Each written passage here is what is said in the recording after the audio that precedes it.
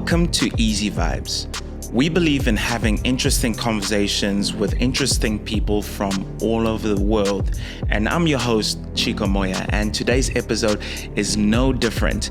It is our first remote episode, but we spoke to the amazing Zara K. So she's a Tanzanian activist. She's a self-described secular humanist, and she challenges religious norms. She also runs a charity and highlights the plight of dissenters from the Muslim world. But she will explain all of that as the episode continues. Let's get into it.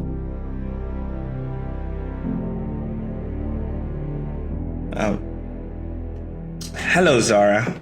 Hi. Thanks for having me. Thanks for being on the podcast. This is actually the first time I'm doing a remote episode on the Easy Vibes podcast. So you're the first one. Oh, honored. I mean, hopefully we can make this in person the next time we meet. Yeah. I am hoping to be able to do that, to be able to travel a little bit more. But enough with the niceties, okay? It's the African in us. It's definitely the African. We're like, so no, you go. No, it's you. No, it's true. I guess the best way to kind of start is from the beginning. Like, Who are you? Actually, maybe if I could suggest, I should start how I got to know your page. Okay, why not? And then that would set the framework. So we met up in person once about a month and a half ago, but I had messaged you on Instagram because I saw that you were in Finland as an African and I'm in Sweden as an African. And the topic was about Hamas. It was during the Israel-Palestine conflict, but I'd messaged you before about something else. It had to do with like how you see racism, maybe. And I was like, I like this guy. I'm following this guy. And then I saw that you were coming to Stockholm, and I'm like, dude, we need to meet up. Yeah. And I guess when we met, we were talking more about, okay, who are you? And to give your audience a bit of a summary. So my name is Zara. I was born and raised in Tanzania. I left Tanzania when I was 16 and moved to Malaysia, and then moved to Australia as a teenager and spent a lot of my time in Australia and then now in Europe. I was raised in a very religious community, cult-like, ex-Jehovah's Witness-like religious community, but a Muslim religious community. And I feel a lot of people don't quite understand when I say community because, Islam has two major sects, Shias and Sunnis. Shias are a minority, but my community is a bit special. While they're Shias, they're a bit more integrated. They're more ethnically, together, and they don't just extend to Tanzania. They're in the UK. Some of them are in Scandinavia. So they form this very similar to ex-Jehovah's Witness, right? They have their leaders who are part of this bigger coalition, and they're all very connected. So anything that happens, let's say in Australia, everybody knows about it. Right. Can you give a quick, what is the easiest differences between Shia and Sunni? I think it goes to what happened after Muhammad died. So the caliphate. Shias believed that their son-in-law should have gotten the right to be the caliphate, and Sunnis believe that, the son-in-law was still new to the scene and young, but his companions who've been with him longer should have had their turn to be the leaders of the time. And that's where the differences start. And there's prayers, and then there is because the Shias believe in the son-in-law being the caliphate and the family lineage goes on to the grandsons and whatnot.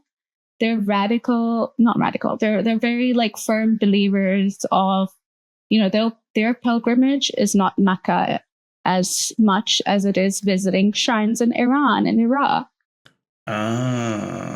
So Shias are very, very closely linked in general. They're like a smallish, but my community is specific within that. are closely linked to Iran. At least the branch of Shia that I'm from, the 12ers. We have multiple different branches, so it goes on, right? Like Jehovah's Witness, then Mormons, and then it just kind of like really breaks down. So I'm like the special one. So we're at like, or we were, or my community was like avid believer or like have faith in the Ayatollah Khomeini in Iran. And then I look up my ancestry.com last 2 weeks ago, and they're like, oh, from your DNA, your community was found in Iran. And I'm like, I have Iranian heritage. Like, that's interesting. And yeah, so I was born in Tanzania. I am, if you're not listening to this, if you're viewing this on video, I am not Black, but I am African, obviously. But my great grandparents, or even their parents, migrated during British colonialism. So when British India was formed, they migrated as merchants. So we grew up as Indians, and my great grandparents could not have citizenships in Tanzania, and my mom's Kenyan, so my mom's family is Kenyan. So on their passport, even my parents are British nationals, or not passports, sorry, their birth certificates, because you weren't allowed to have a nationality in Tanzania because you're not Black. And that changed after the independence, and a lot of East African figures, Nyerere as well, which, you know, people called him a teacher. If you're from East Africa, you'd love him.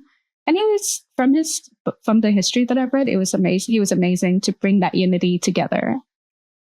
But I grew up around a lot of racism, and being like, as a collective, being a perpetrator of racism and a recipient of it.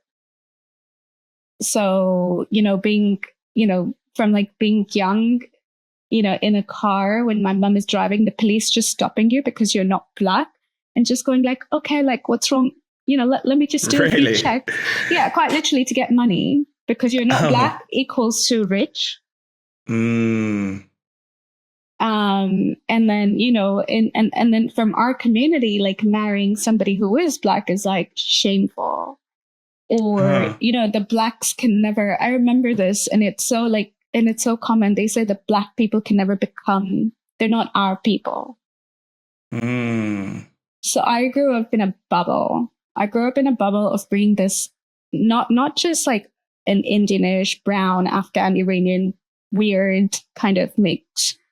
We would call ourselves Indians in Tanzania, but I grew up not only in this bubble, but I was also religious as well. So my friends, even if they looked color like me and like, I guess racially like me, but if they were not Shias, or if they were Hindus, we weren't the best of friends. We were just acquaintances. So it was very, very small. So how deep did your religious ties actually go? Like, did you genuinely believe the whole thing, or was it more like a cultural thing? For my family, it's a genuine religious belief, but conservative, but not radical. Conservative, like praying 5 times a day, to wearing a hijab, including myself, but not radical to kill, murder, or believe in that. So, and I personally feel my family was perhaps unique in that. Maybe my mom raised us and to be more compassionate about human life, even though there were like elements of like, but you know, hell. But I think that aspect, the reason why I feel like I need to distinguish this, like from my family, from my community, is because my community did not treat it or take it very well when I did my first very podcast online talking about I'm not a Muslim anymore. Oh, but before, so how did you get to that point? Because I mean, surely a lot of things need to happen before you're like, yeah, record. I don't believe in this shit anymore. Yeah. So, I mean, okay, cool. So for me, like I applied for university or college when I was 14. I was very young. I finished high school when I was 15. And then I just wanted to leave. So I started applying, and I had to wait until I get my final results. And I applied for a course that was in Tanzania. And I'll tell you why this is important, because it goes to my beliefs as well. So I applied for interior designing. I go to Malaysia. I hate it. And I changed to engineering because that makes more sense to me. I love physics. I wasn't the best at the exams, but I loved physics. So math and physics were like so methodical. They made so much sense to me that when I went to university, I was, one of the few girls in 1-to-9 ratio of, male to female, split in engineering or computer science. That's what I studied. And a lot of it just made sense, structurally, everything was just A plus B. And I think from a very young age, when people say pray hard for your exams, and I tried that, and I was like, I have an exam tomorrow. I'm going to pray. I was like, okay, cool. I tried. I prayed. I really needed it. I did it, but it did not help. And all I could see was the result was that, I had to trust a bit more in myself. I left home when I was 16. I didn't run away. I went out for education. I think that's important. So I had to be on my own. I mean, I had a good financial backup, which wasn't a lot from my parents, which I'm always grateful for. But it was a hard fight to go out to study as a woman from my culture, but also then to think about, that built up my feminism over time. That built up my worldview and my values of, how do I see the world? I met somebody, he was from West Africa, and I can't remember, I think maybe Ghana, maybe. And he was gay, and I remember his name. And he was very flamboyant. And this was in Malaysia, where homosexuality is a crime. I didn't know what homosexuality actually was. I can't remember if I did. And I met him, and he was so flamboyant, and I was like, okay, in Tanzania we have a slur. Zesty, we like to say. Yeah. In Tanzania we have a slur. In Gujarati we say chako, which means, I don't know what it translates to, but it is maybe very similar, but a bad slur. Right. So I didn't know about any of that. And then I learned, and then I'm like, oh, so you like men? And I'm like, I was religious, but not very religious, because I was very open-minded, or wanted to be anyway. I was very curious. And I was like, I don't hate you. In my head, I had to tell myself, I don't hate you. And then I was wearing a hijab at the time, and I was, I'd gone out with this was with my dad to Malaysia, and we were at a mall. My dad dropped me off for the first few days, and we're at a mall, and it was prayer time, and we're like, okay, we're going to go pray. So I obviously go to the girls. I didn't love praying, by the way. I felt very forced to pray. So I was like, I go to the girls section to pray. And then I see a woman without a hijab walking in, putting on her garment, praying, taking it off and leaving. And I'm like, holy fuck. You can be a Muslim, a good Muslim, praying and not wear a hijab. So those were the little things where I was like, okay, I don't hate gay people. I'm studying engineering. I can do what men can do. I should get equal rights. I should get those equal standards. And then I'm not homophobic. I am open to making friends with different cultures and people and men, which is all forbidden in Islam. And I remember distinctly a Buddhist, I think Christian or Buddhist colleague, Chinese colleague, asked me, he was like, hey, you're a Muslim, because obviously I was wearing a hijab. Do you believe that non-believers would go to hell for eternity? And I was like, in my heart, I cannot say that. I feel like hell to me has been a temporary place where you commit sin, you go to hell. And non-believing is a sin you commit, but you could be the best person and I could be the worst person. I cannot say that I should go to heaven and you should go to hell. And those are I think people and exposure, but also not having my family there pushing religion down my throat or forcing me to pray played a really big part in really becoming more humanist, but labeled culturally Muslim. Mm. And then I'd taken off my hijab.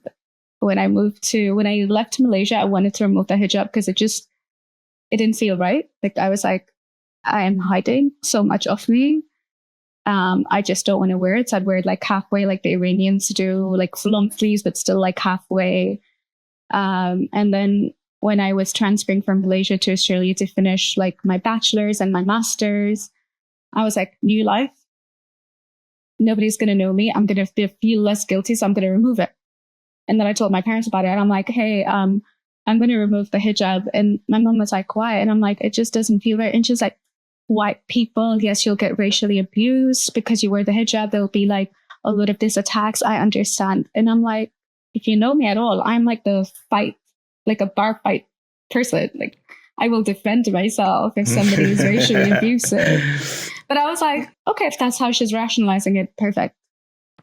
So for a while, I was living not a kind of a double life. Like whenever I met my family, like on holiday, I would have to wear the hijab. Or if I went back home, I had to wear a hijab, especially because they were paying for my education. It came with like golden handcuffs. And it's, and I'm fortunate. I'm very fortunate that my parents paid for it. But I should not have had to feel like I couldn't live my life. But once I had my job at Google, like I worked in tech, so I had my my second job at Google. It was a and really what big country deal. was this? Australia. In Australia. Okay. Yeah. So I remember when I signed my offer, I called my dad and I was telling my dad, and I'm like, I'm flying to California for my orientation and they're going to pay for everything. And I'm going to work at Google like in like 2 weeks. Like this is happening. Crazy. I just have to. And my dad's first question was like, when are you going to start wearing the hijab? And it broke my heart. It broke my heart. And I don't think he remembers that. And, you know, for him, the ideal person, no matter what, I studied like a master's. I was very accomplished at the age of like 21. Like, you know, having a master's and everything and all of these, like, you know, being the golden child, but I wasn't wearing the hijab. And it broke my heart. And I was like, oh, but you're not even seeing everything else. So I think that's when I slowly started going like, I think I'm holding on to this identity because my family want me to, because I don't pray. And the time that I really feel like I need God, I don't feel that connection. I just don't. Like, you know, some people actually, I don't know about you, but some people actually do feel that connection. I don't have this need for a higher power. So when people say rest in peace, I'm like, well, this person's dead. Rest in power. Like I was like, rest in, like, I want your memory to be a blessing. I want, you know, like I see it so differently now. And, you know, like all of this was happening like when I was like 16 and it went on until 2017. So I was about 24 years old, maybe. And my niece had passed away in January, like early, and I couldn't go back home. I didn't want to go back home. Like, you know, she drowned and I could have lost my brother as well. I didn't want to go back home. And I was trying to rationalize, like all I wanted to do was go back to work. And I was trying to rationalize. I was like, why don't I want to go back home? Because, you know, for me, her life is gone. I do not want to be around the sadness. And I hated it when people said, may her soul rest, like she's in heaven now. And like this idea of like, you know, this was God's plan. And they say these things to comfort you. And I'm like, no, you're making me feel terrible. You're telling me that God is evil because you took something I love. And when you tell me this is a test, you're lying to me because you cannot substantiate any of this. The belief of God, even then or up until then, was just like, I would like to think that a unicorn exists kind of thing. It was just like, it's there for comfort. There's no reality, but that comfort left from me as well. Like the belief left from me. And, you know, then going through that, and in 2017 from my community, but in Canada, a man married another man. And it was this big gossip that nobody wrote publicly, but it was on WhatsApp. And I was the first one who defended this family. And I was so annoyed. And this was all while I was still a Muslim by label. And I was so annoyed. I was like, how could you guys be so rubbish? You call yourselves Muslims and you call yourselves just good people, but you're so horrible. Like, it's breaking my heart to just read things from my friends, from my cousins, and seeing they're like, oh, this is what happens when you take your kids to the West.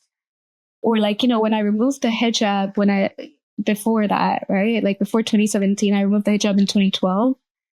People were like, oh, this is what happens when you move to the West. Like, I had no autonomy. Like, it was white people infiltrating my mind. Like, I did not have my own mind to make up to know that homosexuality should not be a sin. Or even if you think it's a sin, it's not your duty to berate people. And then I went online while people were like sending me, like, going like, you're such a bad Muslim, your family should be ashamed. My dad, my brother, my sisters were getting calls about my Facebook message, my family begging me to remove it. And I was like, no, this is important. It stays. And, with this entire thing, I went online and I was like, what is the Quran verses that says you can disagree in religion and still be friends? Like, it's okay to have those differences. Like, we've lived through this, right? Like, we know Shias and Sunnis fight, but surely, like, the sane people don't. I couldn't find it. And whenever I found something that said there's no compulsion in religion, I'm like, okay, I need to know the history of this. Like, I want to go deeper into this. I was like, oh, that they lied. They lied because the next verse that says, but if they disagree with you, strike their necks. Yep. Or they're going to hell. Or this is happening. Or that is happening. And there were these conditions. And I'm like, I used to be an Islamic teacher, like as part of my grade 12 studies, like before, like just as when I was 15, you do a part-time substitute teacher with Islamic history. And the way they teach you Islam is like, oh, this battle had happened. And Prophet Muhammad did this, and then they won the battle, but this person was killed by this evil person. And I'm like, of course, that's what happens in war, but you don't think of it. You think of it as like, oh my God, our Prophet was a victim and we love him so much. We don't even know this person, but we love him so much. And they're just abusing Muslims. And you take that victim mentality, especially in the West. So that's why, like, my mom, with me removing the hijab, had rationalized it as like, oh, attack Islamophobia. Yeah. Okay. And that's what I see happening now. Yeah. Right? Like, there's this whole thing that they're attacking our faith.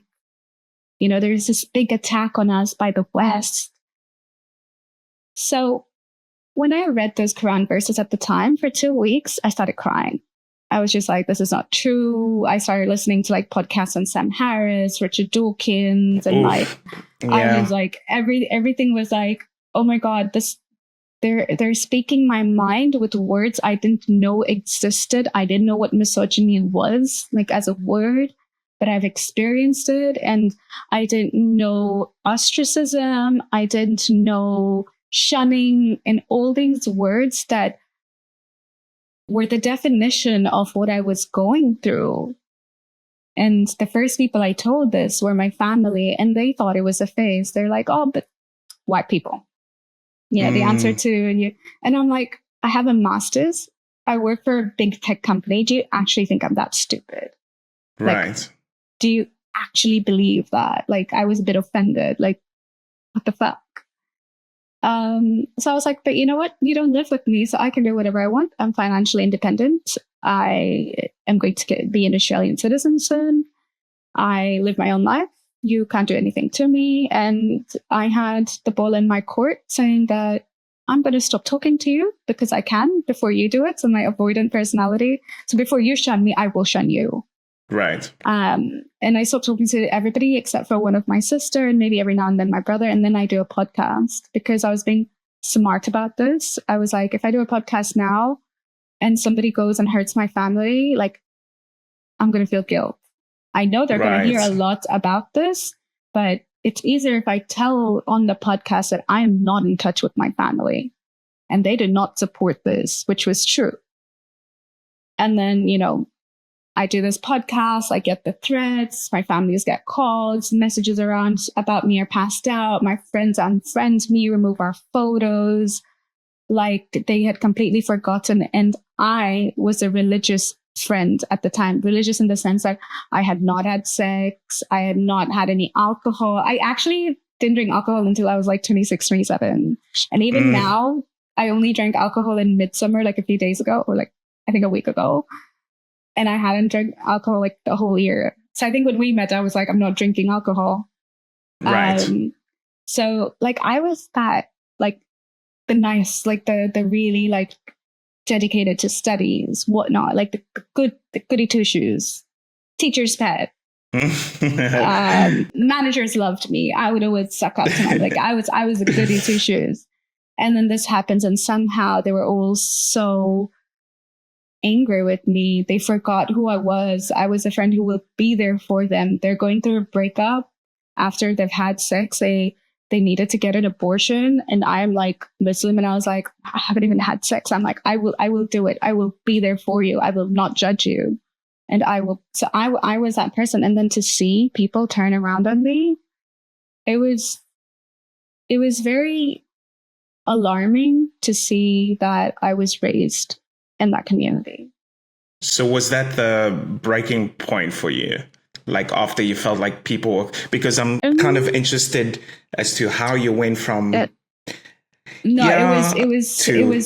was a no compulsion in religion. It was a Quran. It was reading the Quran and then going deeper into it. And I go deeper into it. And then I'm like, okay. And then I'm like, oh, but that's the Sunni version, right? Let me read the Shia version. And then I think about it. And then I tap back into my memories from when I went on pilgrimage to Iraq, Iran, Syria, and the times when I went to the mosque, and I think about what was being said. And it was a religion itself. Right. It's a religion itself. Yeah. Like the books that were just like, I was like, I cannot hate gay people, and you cannot make me do this. Yeah. Yeah, that is really interesting. And just, I wanted to make a quick statement about how you were saying that you feel like a lot of Muslim people feel like they're the victims and that sort of stuff. But it's quite interesting when you look at the history as to how Islam spread and how Muhammad himself was a warlord, basically. And whenever they had the majority, everyone had to kind of bow down to them and, either... We never talk about slavery, like Arab slavery, which exists right now in Libya. Yep. And I think even in Tanzania, I think it was only in the 1920s when it was completely stamped out or something like that. Yeah. Yeah, no, it was, we don't talk, we never spoke. So this was the thing, right? When you were told, like, I'm going to dive into a bit of the Islamic history just for like a minute. Yeah, go for it. We were told about this black slave called Bilal, who was the first slave that accepted Islam. Nobody dares to question why there was a slave. And I feel so stupid that I didn't either. The first slave to accept Islam who was freed, because of course Muslims cannot be slave. If you accept Islam, you cannot be a slave.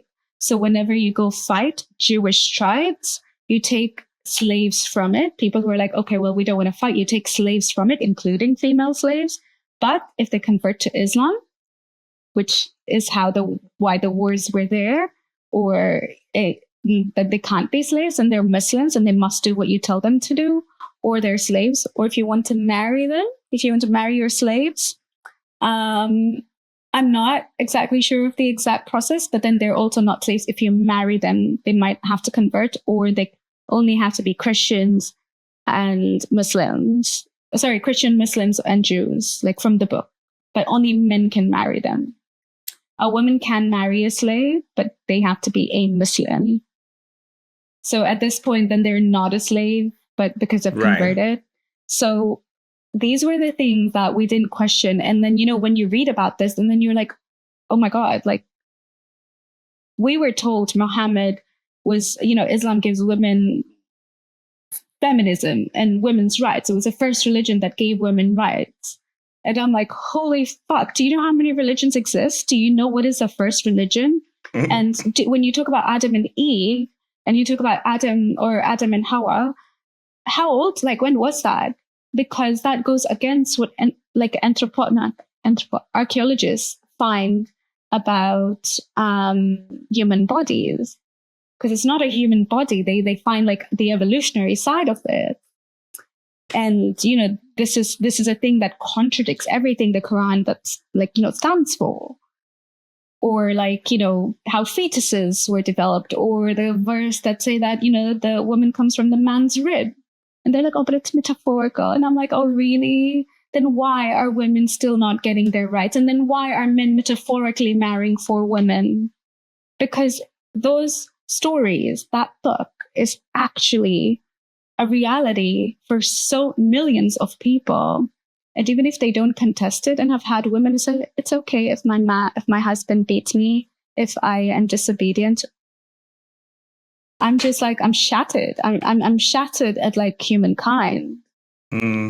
I think that leads us nicely to because when you look at the Arab world, right, you see all the things that people hate about the West. So you see colonialism, you see slavery, you see subjugation, treating women in a certain way, and a whole lot of these things.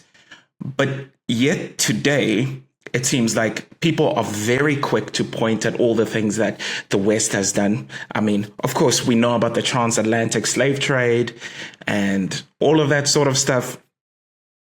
But people forget the part where, they also ended slavery forever in those areas, and even went around trying to force the Arab world and Africa to stop slavery as well. So what is this mental dissonance that we get here in the West, where it's like everyone is like, oh my word, the West has done all of these things and whatever, and fuck the West. But yet, when it comes to the religion of Islam, when it comes to the Middle East, people are very selective in their outrage. And it's the most liberal kind of left-leaning people. What is this? It's I think right before we started this podcast, it's the holy alliance between the far left and the far right. They're so similar that they don't even see it. They're like, oh, we hate each other. But I don't think it's just the far left. I feel like a lot of the left, and I'm a left-leaning person, which is heartbreaking. A lot of the left is becoming very intolerant.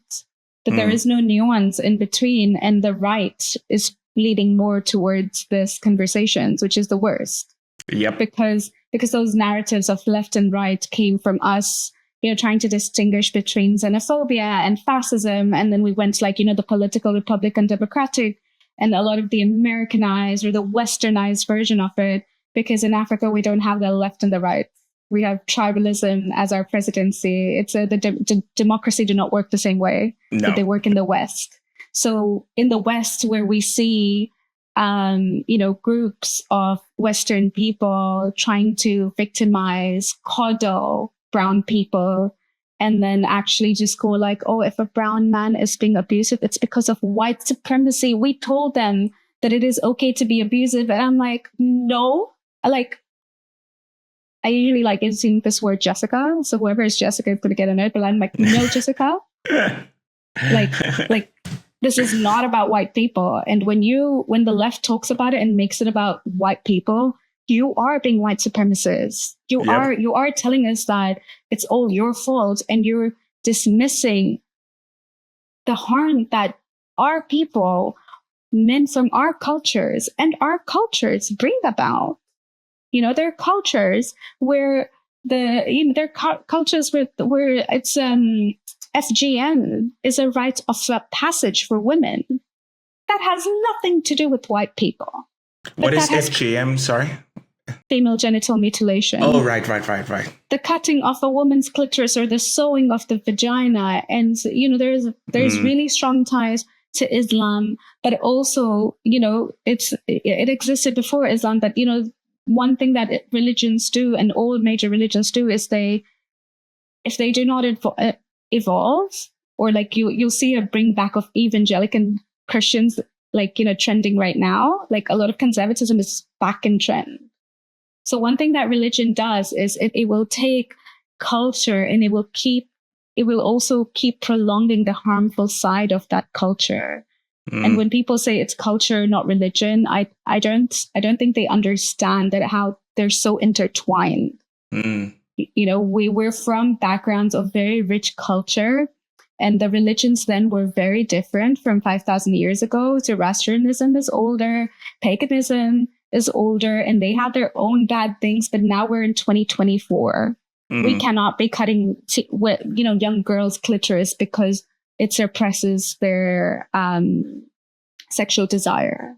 Yeah, I definitely think, especially when it comes to religion, I think religions itself, you could have quite a deep conversations as to their differences and all that sort of stuff. And especially when you take in something like Christianity, I think where Christianity kind of had something a little different was because of the cheerleader of the religion being Jesus, as an example, who say whatever you will and whatever, but seem to be against violence and seem to speak about love and all that sort of stuff. We might be able to have a theological discussion. I used to be part of that whole thing ages ago. But the point is, I think Christianity at least created a space for disagreement as time went on. Like I agree with that. That's why all the places that rejected Christianity were usually built up because of that. And there's obviously something intrinsic in the religion itself that allows a little space in there to feel like it's about faith and all that kind of stuff. And I have to disagree in the regard when we bring this back to Islam, because Islam, technically, if that is the case about Christianity, then Islam does allow for disagreements in that sense, because, we do have dissenters, we do have LGBTQ plus imams, and the only reason that we don't hear from these dissenters and these voices of reason within the progressive Muslim community is because their worst enemies are the extremists as well. And we live in a day and age where this information is spread faster. The killings are known wider than they have before. And Christianity had a lot of this 500 years ago, maybe less, maybe a bit more. And Islam is still in its infancy, but now it has a bit, in my opinion, and I'm not a specialist in theology, but I think, in my opinion, just looking at the world as is, when in the West, where people say Muslims are a minority, they're actually not a minority globally. They have significantly more power, but less freedom as well. I guess. Sorry. And I feel like with them having more power, that also means that extremists then have more power as well, aided by the far left and the Christian conservatives, or let's say the Christian conservatives who were the alliance between the Islamists and the Christian conservatives on, let's say, LGBT rights. They're empowered. And then you have the alliance between the Islamists and then the left, who talk about oppression on Muslim people and ignoring that the oppression coming from the Muslim people on Muslim people, like what's happening in Sudan, for instance, or what's happening in even in Saudi or Iran. Iran is a good example, like ignoring that. Also, then, the Islamists are empowered on multiple different fronts so that I say it a bit more, but me and you in general, or people, do not see those disagreements existing because had it not been for those disagreements, I wouldn't be here. Yeah. Does that make sense? No, it does. It does make sense. Sorry, continue. I'll let you finish. So I feel like in Christianity as well, I think there were apostasy laws. Apostasy was punishable by death, and blasphemy laws still do exist in some countries in different forms, not just for Islam, but for Christianity as well. But it's a bit past in the history. And but what we see now is more relevant in the Islamic world. Yeah, for sure. I think the only difference, the only pushback I'll say is that apostasy laws, blasphemy laws, like being killed and all those sort of stuff in the Bible, in the New Testament, it's just not there. Exactly. It's just you had that Reformation. You had that Reformation and Enlightenment values in the New. Yeah, no. I mean, like even in the compilation of the New Testament and looking at the Old Testament, which always kind of made reference to Jesus from the very beginning. I'm saying that the fact is, I think where, for example, if a Christian came to me and says, there's a gay person there, he's breaking God's law, I should kill him, I can pull out the Bible and be like, yeah, you shouldn't. You can't do that. I could do that with the Quran as well, actually. But in the Quran, there, if I'm not mistaken, there are active verses that talk about actually killing an apostate and all that sort of stuff. I'm saying you just don't find that in the New Testament, in the Bible. But that's what I mean. Like the New Testament had that time to reform, or like the creation of the New Testament had the people like, let's say, me or dissenters that were existent to reform that Old Testament to bring it now to the new one. Not now, but ages ago. But like the Quran could have that. There could have enlightenment values, but it's too soon, or it is now being like the radicalists or the conservatives are empowered more now so than they ever have been before. Are you saying it's not a religion of peace? How dare you? I do not believe that religions or groups come with peace. I feel like they come with submission. And when you have that power, I feel like when there is a form of, when there is submission as part of it, or there's like believing in Jesus and he will save you or you will go to hell. And Judaism apparently does not have hell, but also had the gruesome parts as well.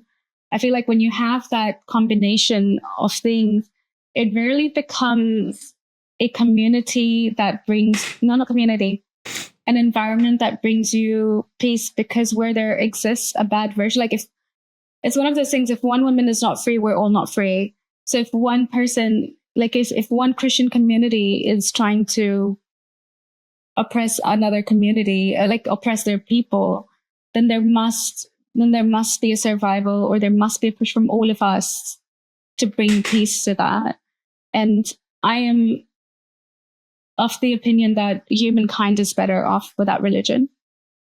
I get what you're saying. I'm not completely convinced, simply because I see the people without religion are not any brighter or any more rational. Like if you look at right now, when it comes to in fact, a lot of the people who were religious against religion are now converting to Islam because they're apparently the oppressed people. So I'm not completely convinced that. I do think, like, if you look at Ayaan Hirsi Ali's conversion, I don't know if you know about Ayaan, but like, I've been watching her quite a bit. Yeah, that was like a big one. And then I think Alex O'Connor, that you're watching right now, broke down her arguments. And a lot of the arguments did not have to do in the validity of theology, of the Christian theology, or the validity of the Islamic theology. A lot of it had to do rebelling against, this culture, I want to say this woke culture, but like it had to do with this current era we're in that is silencing a lot of the dissenters, and people are losing meaning in humanity, where even humanist groups that, were formed to not rebel, but like to form a new community are also having disagreements, are also becoming more divisive, are also becoming more radicalized as well. And people like Andrew Tate are getting more followers as well. And you would have thought that, why would a person like Andrew Tate get more followers right now versus 10 years ago? There's social media. There's like algorithms that play into you. There'll be people who will outside, like Jordan Peterson. And while I like some of his work, I disagree with a lot of his words as well. But he would say something like, the one thing you should do is make your bed. No shit. Of course you should make your bed. And then people are like, oh, you know what, he has a point. Like, I should continue listening to him. And we do have this tendency of like this following this person and agreeing with this person. And we all do that. And we all have the tendency to fall into like this roles of forming groups around people we agree with, or starting to not challenge our idea because our echo chambers are very comfortable. And I am admittedly like that as well with the Israel and Palestine conflict. I do not want to engage with people who think it is okay that, you know, Jewish women are raped, or deny the rape of Jewish women. Yeah. Because I do not deny the rape of Palestinian women. I do not think that Israel, like the IDF, is the most moral army. I do not believe and I do not agree with war. So I will not even begin to defend the actions of the Israeli government. But I will defend that every life lost is too many. And sadly, I am also against the killing of terrorists as well. I am of the opinion you can jail them. And I live in a very unrealistic world that you cannot jail people who have a gun, and, you know, you can't actually, like, they have a gun and you can't kill them. But I do genuinely believe that, like, you know, sorry, going back to like our echo chambers are comfortable to be in. And it takes a lot for anybody, whether it's leaving Islam, which is a big one, but also as people outside religion, or even people who are culturally Christian and believe in God, maybe like yourself, or but like even me, to like then somebody to go like, oh, but FYI, you're wrong about this. It's uncomfortable. It is uncomfortable even for me when I have, you know, people talking about non-feminist values. And I want to think I'm a radical feminist in the sense that I want equal rights, not equal opportunities. And I radically believe that we should have equal rights. And the reason I call myself a radical feminist is that. And then when I see other women who are like, but we really want men to pay for most of it. And then my feminism comes out and I'm like, this is making me uncomfortable, because then you shouldn't be fighting for equal pay because you're putting the burden on men. Yeah. No. I completely get you. I am of the opinion that I know that me and you or anybody will not agree with us, but we have a tendency to be radicalized. No, it's very true. That's why I think, especially when it comes to religion, and funnily enough, in my head, I throw atheism in that. I think it's its own kind of thing. And I think people will be driven by ideas in general. You would think when I was watching Richard Dawkins and her, what's her name? Ayan, sorry. And I was watching her talk to Richard Dawkins, and she was just like, we believed that when we removed Christianity, because back in the day, that was the real evil, right?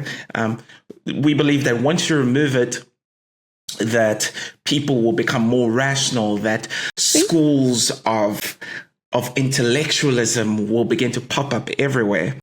But that didn't happen.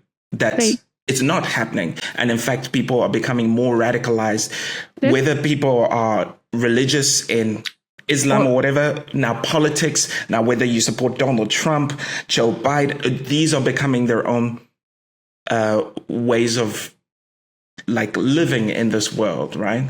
So I'm more kind of like, I'm not necessarily like, oh, we need to remove religion. I'm more like, hey, how about we fix the ones that say that you should go and kill people? How about we bring enlightenment values to all of them? If you want to, I have no issue with people believing in God and how they see their God.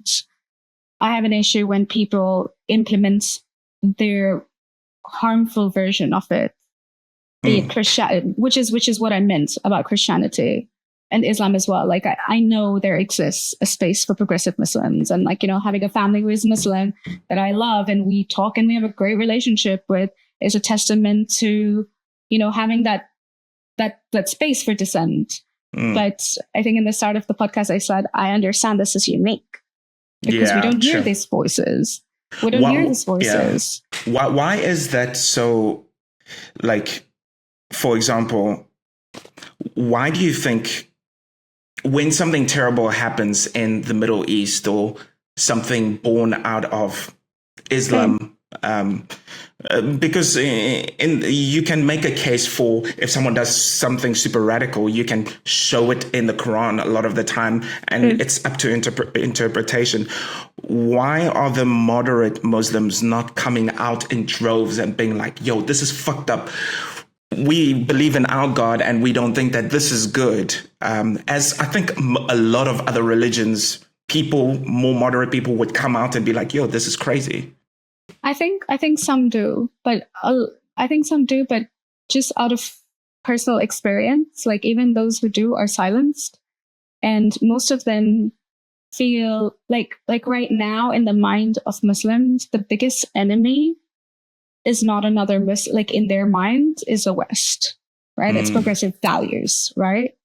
So even if you don't agree with the extremist values, when you support the progressive values, you're kind of like, oh, but like he's still a Muslim. Sometimes, right?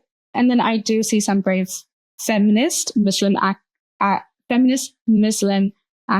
I'm not saying Islam is a feminist religion. I'm saying a woman who's a feminist and identifies as a Muslim and a feminist. I have seen them actually, like 1 out of a million. She actually shaved her head bald when the Iranian revolution happened. And I was like, I cried because I've never seen Muslim women do that. When we were at a protest, there was one Muslim woman who stood there as the protest was happening with her son. Because I was like, as a hijabi woman, to stand and us saying we don't like this being forced, it is brave. And I feel so warm that you are here despite, there's a side of you that is like, this is conflicting my faith. Right? I do think there are voices, and I want to, and I definitely feel like there's not enough, and there has to be more. But I think they're overpowered by the radical voices. They're overpowered by the left, the white left, and I hate to say it, blue-haired people who are telling, like, let's say a person like me who was raised with that religion, that I am wrong about my experiences, that I am Islamophobic because I want liberation for women like me. And they're like, it is their choice. Hijab is their choice. And I'm like, I'm sorry, you have no idea what you're talking about. They call you Islamophobic? Yes. I'm like, okay, Muslims will call me Islamophobic, but then they'll have the white people. And I'm like, please, white woman. Like, that's when I'm the racist one, right? Because I'm like, please. That's wild. I'm sorry. You're educating me on my lived experience. But not only that, not only is it my lived experience, I run a fucking charity. I have worked, I have studied, I have been pushed out of my limits to know more. I have heard disgusting stories from Muslim women that I did not in a million years believe that I would hate this religion as much as I did until I started this work of mine, like my charity. I was in my bubble. Like, I didn't know how bad Islam was until I actually left and then saw the repercussions, not just what happened to me. Like, like I was arrested. And if you guys want to know the story, go find me out. There's a lot of drama around it, but not just what happened to me, but what happens. I've worked with so many cases of women in the Middle East, but not limited to, who were terrified by their Muslim families. Oh, we had the dog. yeah. He had something. Your dog had something to say. That's really. But this leads me to the next thing, where it seems to. It seems to really go against everything that we in the West kind of hold in high regard, So why is there not massive protests every freaking day against the subjugation of women in the Middle East and in places in Africa and things really connected to religion? And more specifically, Islam. Why do people make excuses for wearing their hijab when people like Nages Mohammedi have been freaking arrested for speaking out against this stuff, and then you've got women on national TV being like, fuck this shit. Like, why are these blue haired people, like you say, why are they not super loud when it comes to that? Because it's not white people being the oppressors. They cannot accept that. They cannot, like, we are like, I guess you and I both are in the same category of victims, and our oppressors can only be white people. Otherwise, they're not oppressors. And if we are oppressed, and if I just go like, hey, somebody attacked me and was of my color, they're like, it's white supremacy that taught men to attack. And I'm like, yeah, it baffles me to see that the world has gone, like, 10 years ago, like, or like when I was leaving Islam, I was like, oh my God, there are going to be so many ex-Muslims and they're going to have a safer world to be in.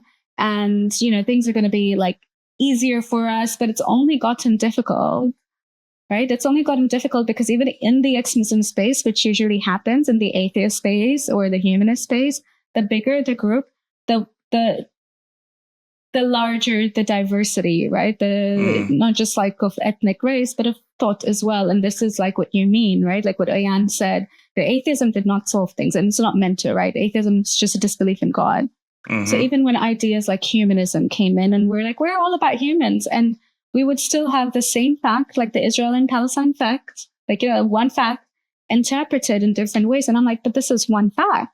And we're both seeing it so differently based on our experiences, based on the values we assign to specific things. And in the West, the values that we assign to things are white supremacy is the root of all evil. White supremacy is the reason why Middle Eastern women can't get abortions. White supremacy is a reason why Iranian women cannot get their freedom. Because, getting freedom is a white people thing. Not wearing the hijab is a white people thing.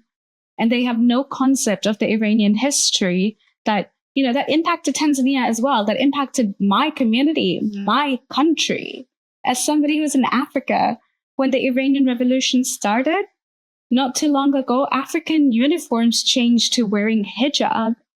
The head covering for African women was called something very different than it is now. And it was seen very different than it was now. And, there's a lot of history behind, the shame of having the black Afro hair for women. But there were parts of it, the culture, the tribal, like the Maasai women have their head shaved. Yeah. Right.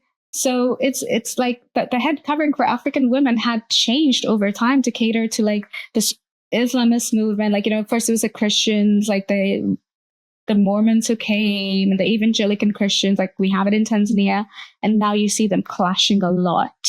In Tanzania, you see the evangelical Christians and the Islamists clashing a lot more. Right. But Tanzanians, if you spoke to somebody there, but they're like, oh, but Tanzania is a chill life, everything's free. And I'm like, no, it's not.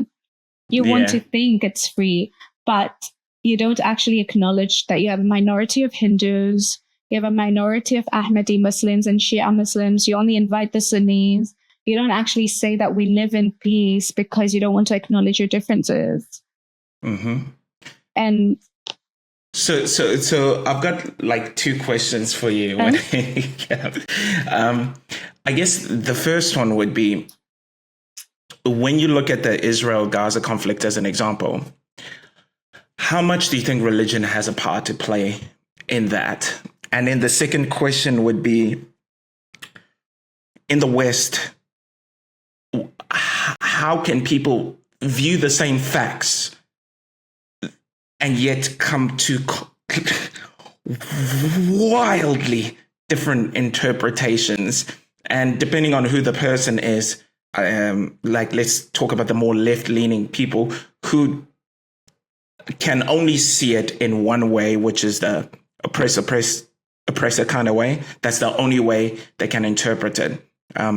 So go for it. Have fun.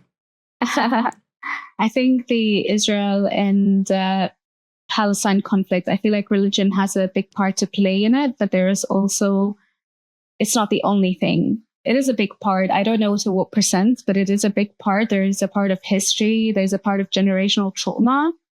Both sides have seen each other as the aggressor. One that has been significantly brilliant in building their military infrastructure and getting the Western support because they've actually made efforts to and they had the Jews had the background of the Holocaust to get that support as well. And the Palestinians have, the religious part, I feel like plays quite a bit there as well, which is the Jews tried to kill Muhammad. We don't want to be friends with the Jews. Hamas's charter, the founding charter before the 2005 amendment, had everything to do with, we want to kill the Jews. We don't believe in peaceful resolutions. And then when people quote the new Hamas charter to me, and I'm like, are we telling everybody that the Nazis have changed? Are we actually telling people that the Nazis have changed? They don't want to kill all people of color, just the ones that commit crime. And you believe that.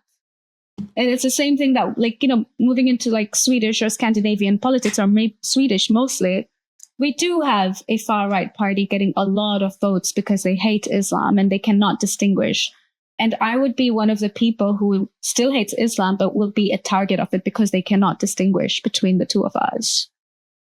So how can we tell, applying that same group and their ideology, because they were founded by they had Nazis in their group, to Hamas, and they're but they want to end the apartheid state. And I'm like, you don't know what an apartheid state is. You don't know what colonialism is. You do not know any of this history, and you keep talking about it.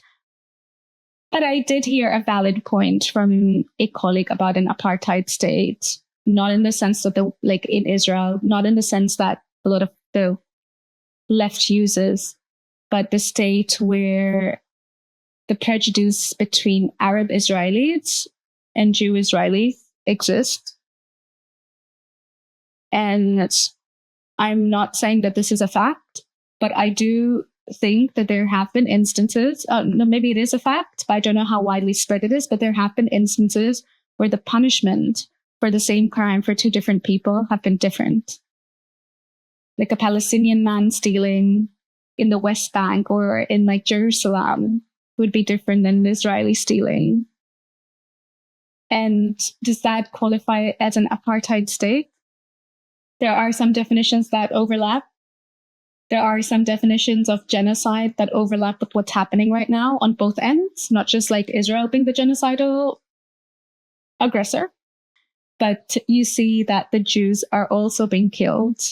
And, if we were to look at this in the opposite way, which is Israel is being attacked by the Houthis in Yemen, it's been attacked by Hezbollah in Lebanon, it's been attacked by Iran, it's been attacked by Hamas in Gaza. The West Bank has had a lot of unrest, but no attacks that I could remember of. Maybe there are. So if one did want to look at genocide, then it would be the Israelis that are actually victims of genocide, if we're going to very loosely use that term. And I feel like that's the fact. Another person will interpret as the Israelis are committing genocide against Palestinians, and that's why these states are defending. It's the same. We're looking at the same thing in different ways. Yeah, I definitely followed that whole genocide accusation thing, and it was intriguing to me to see how people viewed the information so differently, and although I understand why a lot of people are incredibly animated when it comes to this whole thing, because there's a little something there for everyone, right? Okay, so oppressor oppressed, it's there. Colonialism, you can find a little bit of that in there. Brown people versus people who are lighter skin, it's there. It's this whole thing that people can just pull a little something out of, right? So why do you think there's such a difference between how different folk see this situation, in terms of you were talking about the sexual violence things. The most left-leaning people are the people who believe that even with some flimsy claims, you ought to believe the woman more in general, as a general rule. Those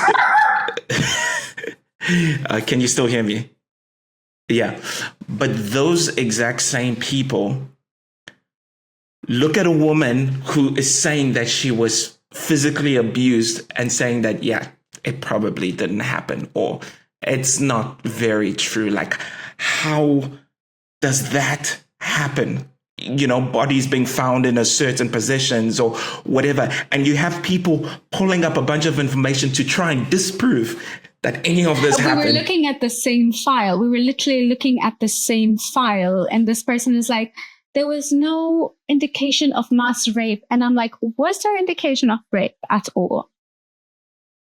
And then they're like, but what about Palestinian rape? And I'm like, no. Right? Look. I've like most women in general have been victims of like rape, not violent rape, but they have been victims of rape. They know the repercussions and how trauma affects. And like when somebody disproves that, like it was just one person raped, you know.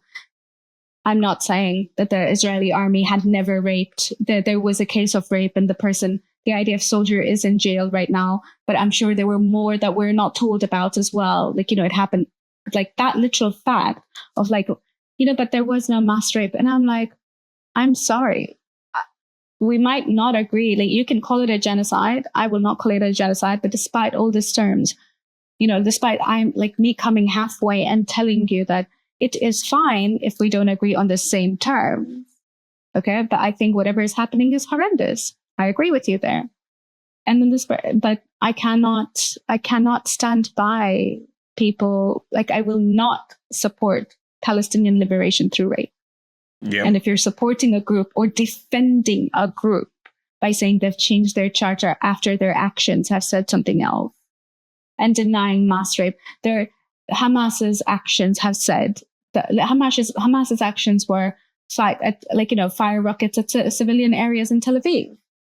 And I'm not even talking about Israeli actions or Israeli politicians' intents and, you know, their genocidal conversations and how their own government is starting to break down now because people, like, you know, their own people are fighting against the government. What do you think happens when people fight against Hamas?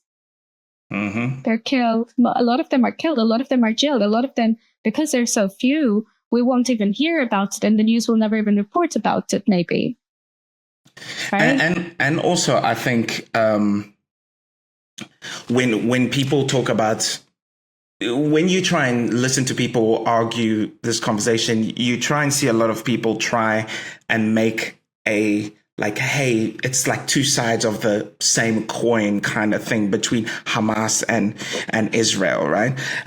Which I find is pretty crazy, simply because although you might find someone in government who might have said some wild shit, or some singular person who might have done something, or whatever the case is, the truth of the fact is you can hold like Israel to account. There are certain things, they open up their books. There's certain processes, you know, like, for example, when it comes to bombing a building or whatever, like the chain of command that has to go through that to okay something like that. It's like a huge thing, like when you listen to military experts talk about it. So it's a completely different thing, right?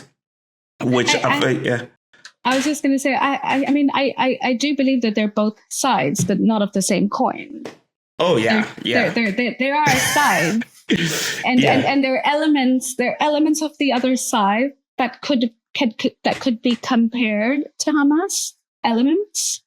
But I still feel like the fact that the Israeli people do not agree with their government is a big indicator of Israel as a state.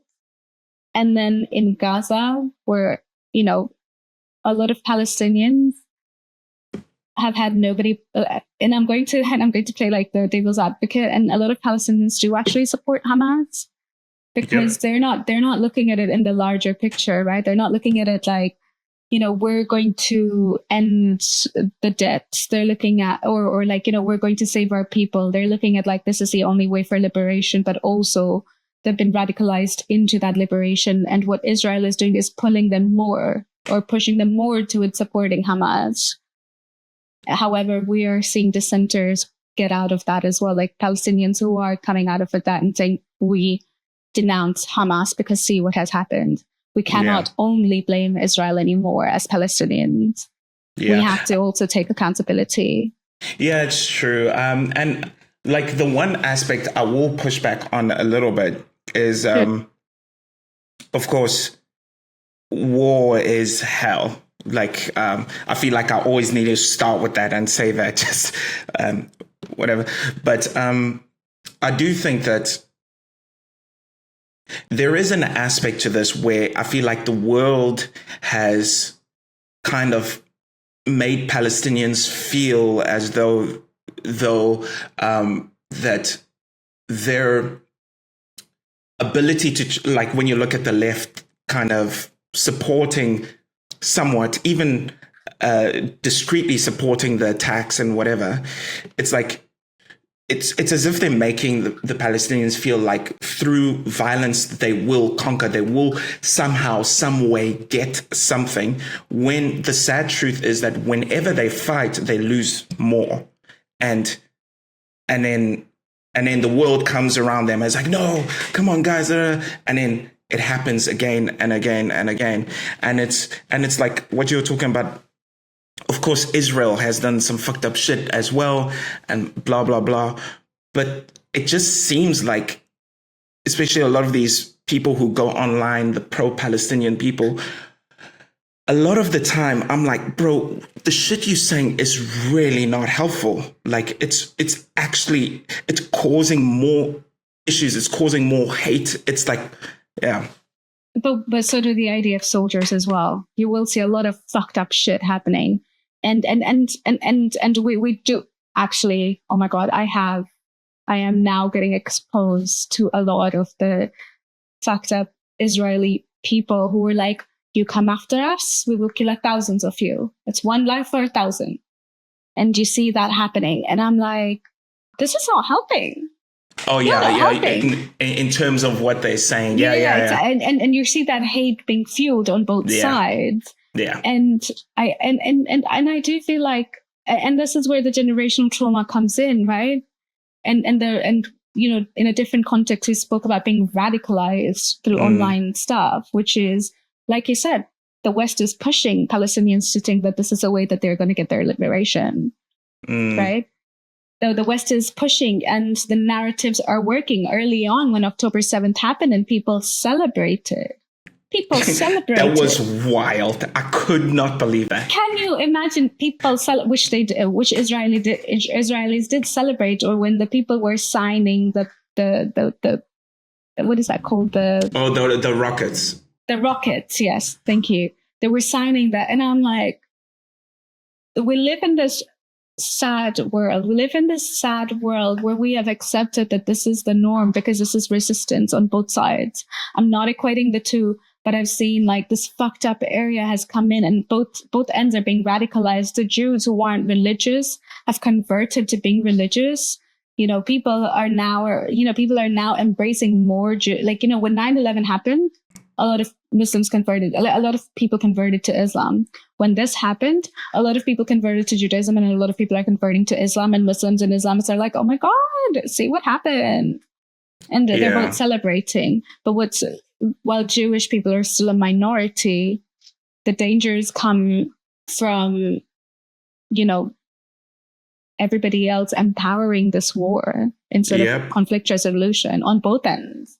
They keep saying that Israel doesn't want to accept it. And then I hear Hamas doesn't want to accept like a ceasefire agreement. And it's both sides having like this spread and this wide. And people are just like, but, as compared to like 30,000 people, 1,000 people dying is not too bad. And I'm like, can you tell that to a grieving mother who lost their child? Because then you're equating that, it's like a numbers game when we should be talking about each life being sacred.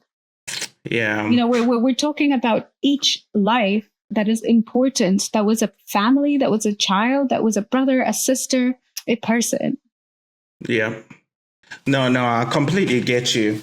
But it's, for me, the thing that has interested me quite a bit is, apart from what's happening between Israel and Gaza, and of course, this wasn't a conversation about that, and we would be able to pick apart a whole bunch of these little things, and I'd love to do that. But the thing that has more shocked me was what we're talking about, how people in the West have been reacting to it and what it's been doing here, and how they've been implementing sort of things. Like, for example, even here in Helsinki, the University of Helsinki basically stopped any Israelis from doing exchange student kind of things.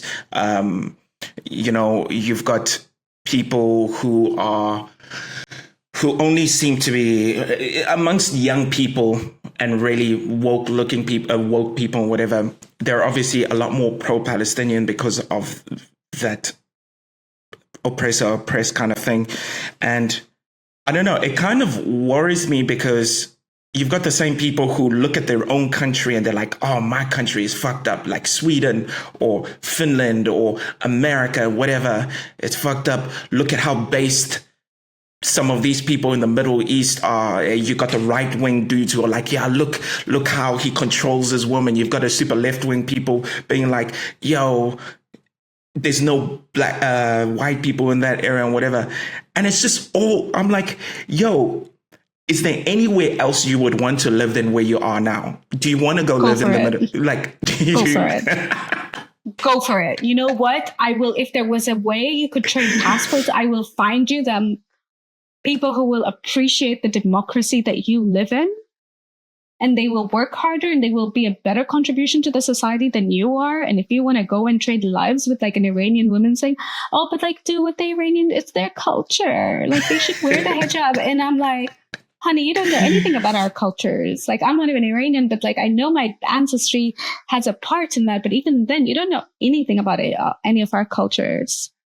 So when people go like, oh, but like, you do as people do. And I'm like, yeah, that's what happened. Like, people had slavery. Like, we shouldn't have challenged that. Why did we challenge slavery? Why? We should have just left it, right? People shouldn't have fought against that radicalism. And I feel like these people are just like, oh no, but we're being colonialist and imperialist. And I'm like, you don't know what imperialism or colonialism is if this is your response to it. You don't know what real oppression is, because you're speaking from a place of privilege. And especially when I get Muslim women who are also like, but in my family, like my parents never forced me to wear a hijab. I wore it since I was 9 anyway. And I'm like, that's not force. It's not coercion. It's not like Islam doesn't say in the hadith, or like that women, or in the Quran as well, that women need to cover up, and in the hadith how to cover up, and that that Islam doesn't play a part in like coercing you to do this XYZ. And I also write, and I'm like, well, as a Muslim woman, like I still got my master's and worked and removed the hijab as a Muslim woman. That doesn't change the reality of what Islam's laws are, or the obligations are, or what other women face because of it.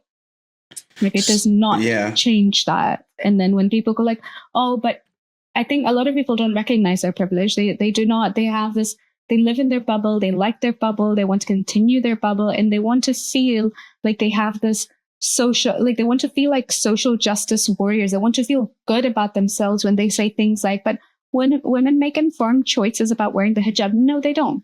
Yeah. An 8-year-old does not make an informed choice. And when you continue, I'm not saying that, all adult women right now do not make informed choice. I'm saying that there's a big part of it that was never a choice given to us if we were told from a young age that we're going to go to hell if we don't wear it. Yeah. And like in Finland, for example, I think all over Europe, there's an issue with immigration. Like people are very upset about it. When you speak to certain people, they'll say it's just racism. And once you dive into it, like here in Finland, for example, a lot of the distaste for immigration, usually comes from countries where Islam is the main religion. And once you dig a little deeper, you find that what people actually don't like is the cultural aspects that come with the religion, with the way they view women and all that kind of stuff, right? And those people, who a lot of them are usually quite moderate, end up voting for super right-wing parties. It's like they're digging their own grave. They're like, here's a shovel, I'll do it. Yeah, it's like I'll do it. It's like because the left wing are like, oh no, you're racist for if you're talking about it. Yeah. And then they're like, okay, then I'll just go to these guys who say they're going to stop it. And this is happening all over Europe. No, it's all over Europe. Bert Wilders in the Netherlands won. What's going to happen to Sweden? Swedish Democrats are going to win. I mean, maybe. But they already have had a lot of people. And you know what it does? Is it just sets a bad precedence on how election systems work. Yeah. It just sets a bad precedence because then you cannot trust any other parties because you know what is going to happen, Chico? Like when the right wings in the countries we live in win, we're going to be the first ones out as well. Even if we're the ones paying our taxes, the good people who integrated as well. It's just going to end up like we're seeing a lot of this. Like we're seeing a lot of younger people being more radical as well. However, in Scandinavia, people don't like talking about politics. I think that's changing a bit now. But in Scandinavia, I find it is very hard that people can actually discuss and disagree about politics because one, I guess a lot of groups want to be part of the group. And like, you know, like the US, like they're like, oh, if I don't support the Palestinians, I'm a genocide supporter. And it would be the same thing. Like if I support this, like the right wing party, then I'm a cool person. Okay. And they don't bring that nuance in. And I find like journalism is probably quite weak because when you have people saying like, oh, we're going to deport the citizens who were not born here or not ethnically Swede if they commit a crime and their families. And I'm like, oh, okay. So do you know how much that's going to cost? Like, you know, Rwanda, like UK is trying to deport the illegal asylum seekers to Rwanda. How is that going? You know, a plane was going to fly and you lost all that money. Yeah. But, you know, you lost people's tax money on it. So, you know, how are these going to come into play? You have these ideas, but you really don't want to talk about the real issues when it comes to integration. I find like there's a certain arrogancy here as well on the side of maybe Swedish people or Scandinavians. Like you don't want to hear opinions of people like, let's say, you know, me and yourself who, you know, see these issues, come from these issues, have left or dissent and disagree with these issues to have those conversations. You would rather just shut us up as quote and call us Islamophobic. Yeah. And then still have, you know, the younger generation vote for the right wing parties that are just going to do the complete opposite and actually create a system where we're going to implement the segregation. Yeah, I almost feel like because the right wing is going to right wing, right?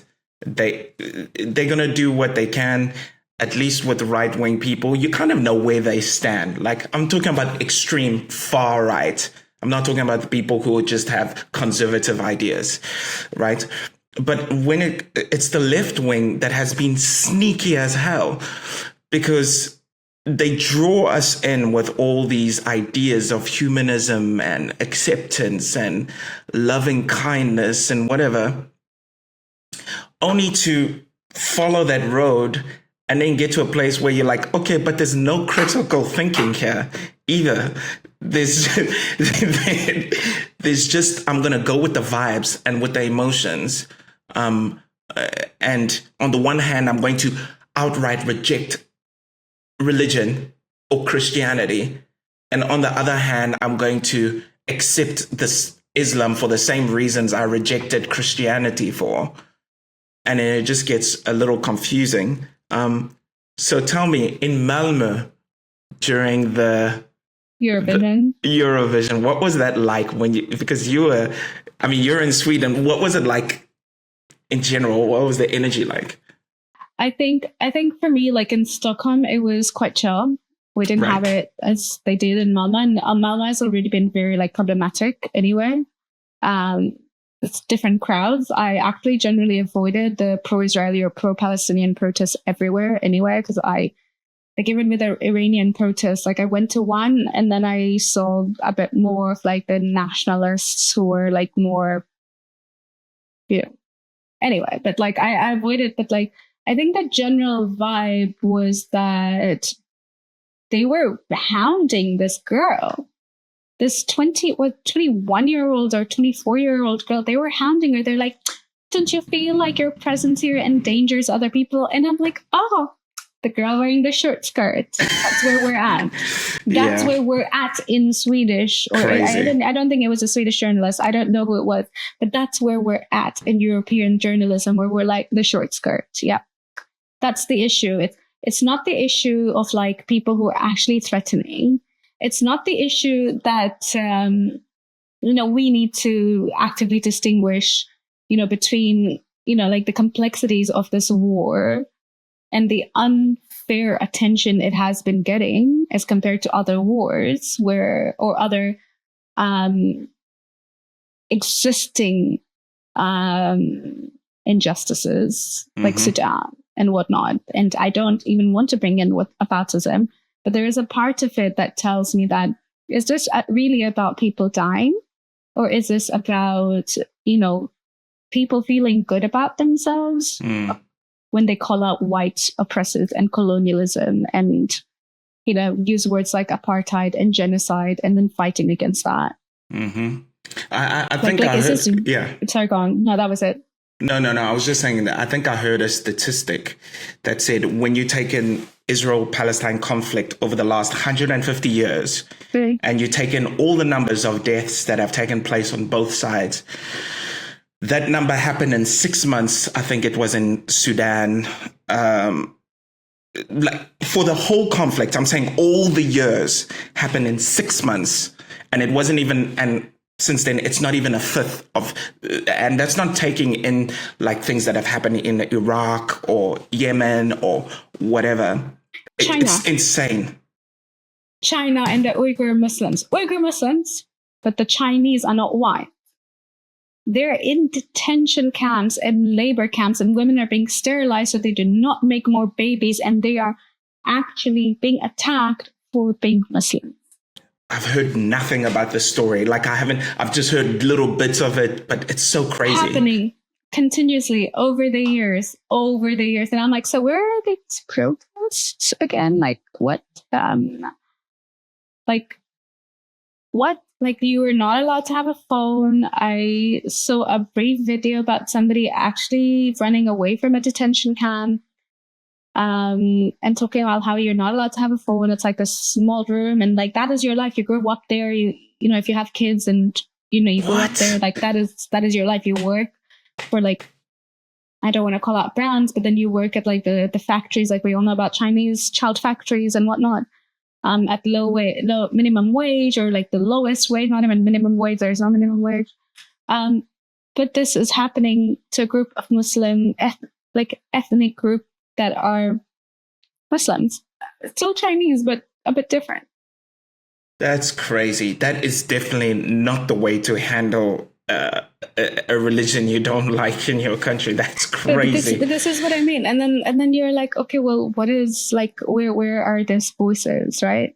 I'm like, yes, sure, please talk about Palestinian liberation, because I want that too. I also want peace for Israel as well. Like, yes, let's talk about it.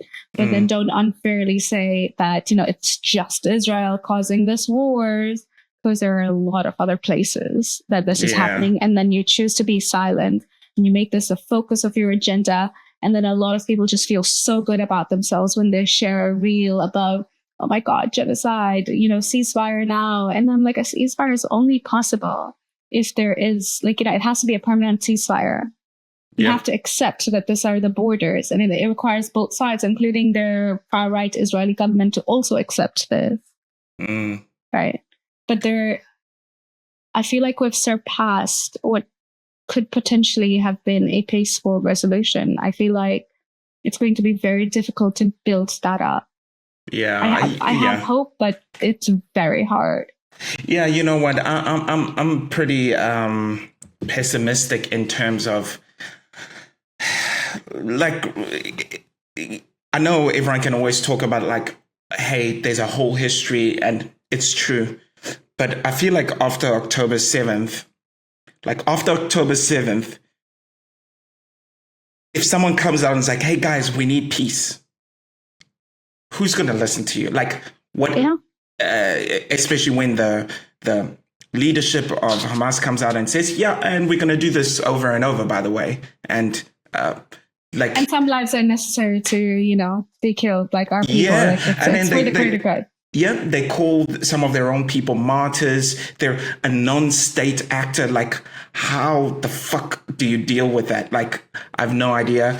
But it's just kind of depressing a little bit. That's why I like to focus a little bit more on the West and how they kind of dealing with it. But I feel like the West have so much influence and power to actually be rational about this and come to conflict resolutions instead of empowering radical sides. Yeah. And at this you point, say the word rational almost made me chuckle. I know. I was just going to say they have the power to do that, but we know that's not happening. We know that the rational people are being silenced. We know that the Palestinians who oppose Hamas are being silenced. We know the Muslim Arab people, as the Arabs in Israel, are trying to raise their voice and also trying to be nuanced about it, are being silenced. And sometimes Israelis tokenize the Arab population as well.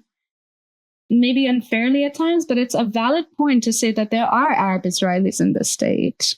Yeah, about 2 million of them. Exactly. I mean, sometimes it's a bit of a token, but like, what do you say to people who call them colonialists when I've been to Israel and most people look like me? There are white people, yes, but we could go to areas, people are darker than I am.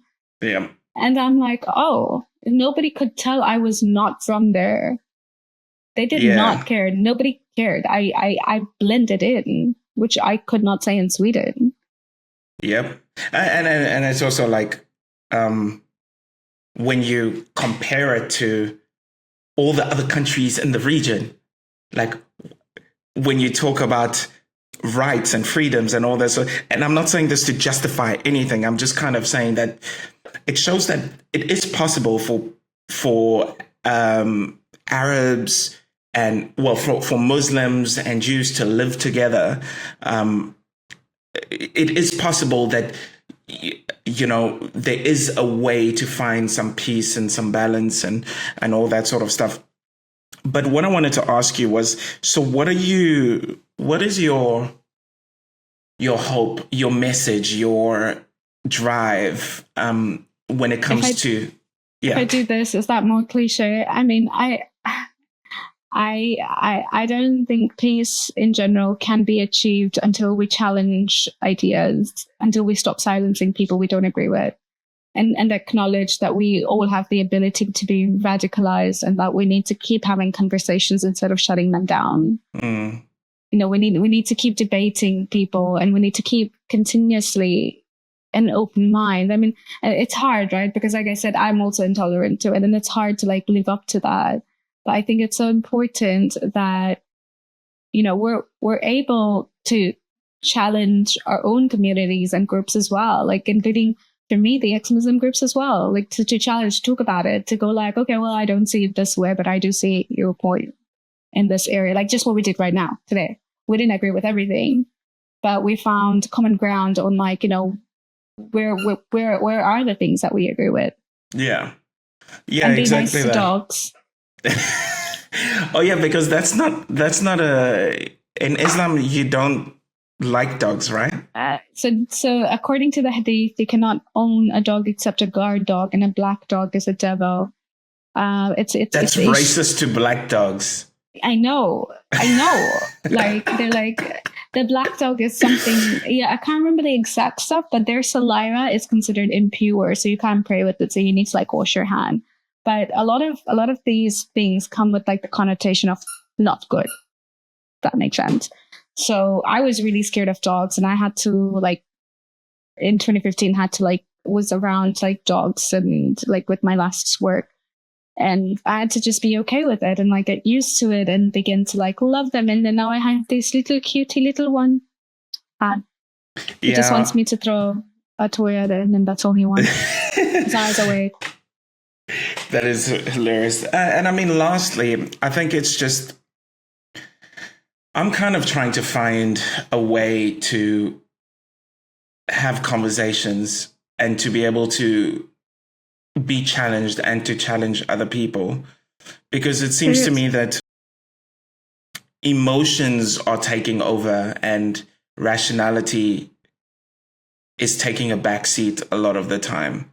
Like critical analysis is secondary to what position you are intrinsically more agreeing with. It's, if my side views things this way, I'll instinctively begin to defend that side, even if I know nothing about the whole situation. You know, I got an inbox the other day where someone was like, the Israel-Palestine, you need to support the Palestinians because it's basically a symbol of oppression and the oppressed in our world, and we need to stand against evil and light and darkness. I was just like, wait, is this a religion we're talking about, or are we just talking about like genuine and real facts? And but it's also this thing that people want to deny, that if you do not agree, if you do not agree that it's not a genocide, that means you do not want Palestinian liberation. Like those two are mutually exclusive. Like you cannot support Israeli peace and still want Palestinian liberation. Yep. I think it's possible. I think the methods are difficult, but I would say I'm both pro-Palestinian and pro-Israeli, because, like I said, I'm critical of the Israeli government as well. But I am for both trying to achieve that. Yeah. And I think we've just had a lot of bad actors. Yeah. Like not just like not on the ground, but like outside as well, that have completely made us feel like we need to be one or the other, that have made us feel like it's so wrong to have a nuanced view or to hold a consistent view of human life, and to not label them as Palestinian and Israeli, but to actually be going like, you know what, like the Jews have suffered a lot as well. Do you know, sorry. And no, that was pretty like, the Jews have suffered a lot as well. And I can see why they're very defensive about what happened at October 7. But also the Palestinians have suffered as well in the West Bank. And it's been ongoing, but we can hold a space for both. Yeah, exactly. I was going to say, I would have gone to pro-Palestinian protests if they were outwardly anti-Hamas. I agree with you. I just can't go, because some of the shit people are saying, I'm like, okay, you supporting a terrorist group. Like that's what you're actually doing. I can't support you when it comes to Palestinian people. And I'm like, yes, despite whatever, I want to see freedom and all that. But I can't, like when I see these Westerners, I just can't go because I don't know. No, that is exactly, like, I would have gone to a pro-Palestinian movement more than I would have sadly gone to a pro-Israeli movement. That I would have gone to pro-Palestinian protests if this element of Nazism or the support for Nazism did not exist. The reason why I wouldn't go for a pro-Israeli protest is because I'm gonna be killed by other people. What do you mean? Like it's not like, before all of this, when ex-Muslims left Islam, it was always like, oh, the Zionists are paying you, and I'm like, oh, you mean like if you actually went to a pro-Israeli, then they will actually think you're actually being paid? Yeah, because I was, they're like, oh, you're being paid, or like somebody's like there's such a minority of pro-Israeli protests. Or like, just hold both flags and just go there. And I'm like, oh my God, I will actually be killed if I go there. Yeah. I mean, it's like I just haven't gone simply because I'm like, what is it? What is it gonna What are you achieve? But Like also, when what are I'm, you protesting? Have you seen yeah. those videos where the people do not know what they're protesting for? Oh yeah, it's so embarrassing. It's so embarrassing. It, honestly, it's genuinely. If I was caught dead being as clueless, I would delete my Instagram, Facebook. I would be I would get anonymous. plastic surgery. Like people knowing that I exist like that. I mean, you know what they could have said? Like, I am protesting for Palestinian liberation. Even if Yeah, they use words like genocide and colonialism, they're right. like, oh, I'm just here to support. Like, but what are you supporting? Yeah, and also, I mean, I think the phrase. I also feel like a lot of words have been misused in this conflict. A lot of words have been used to mean something that they actually don't mean. Okay. Like, I think you can levy a lot of criticism to the way Israel is handling the war, for example, and provided hopefully you kind of understand the intricacies of military operation and you understand the details about that, because just saying words doesn't mean anything. But you can give real criticism without putting this big word genocide that was created for a specific reason, it was because of the Holocaust, obviously, but like it was created for a specific reason. And I just think it's just a tragedy, because it means that by that definition, the way people are describing it, I think most wars can be called genocides. I think, Not just most wars, most situations can be yeah, called. sure. A lot of situations could be then called genocide, as genocidal intent, right? Like or like genocide because I have an intent, like in the Middle East, like with the Shia and Sunnis as well, in Pakistan as well. Then they're like, it's a genocide, guys. Right. They've killed this groups of like Ahmadi Muslims or Sunni Muslims or the Shia Muslims. It's a genocide. Yeah. And that's one of the things, like with labels, that they've empowered that label so much that people who don't agree with those labels cannot have a peaceful discourse because you don't agree with them. Like you would agree with a lot of what this other side has said, that to a point, like, that you'd have a lot in common, but because you don't agree on that term, you're completely dismissed. Yeah. Those labels, you're completely dismissed. Yep. Yeah. I think, so like to kind of just wrap this up a little bit. Which we've been trying to do for 45 minutes. No, I just think 2 podcasts. I know, right? We're like, so what are your last words? And then that was like 45 minutes ago. I know. I think for me, in general, I'm just trying to find rational arguments when it comes to everything, like when it comes to politics in general. How do you, I guess, for me, I'll just tell you how I do it and you tell me how I do it. Yeah. I watch a lot of debates of people who can disagree on substantive issues and being able to see what they're saying and see who I think is more true, as opposed to just listening to one person preach to the camera or whatever. I don't know. How do you kind of?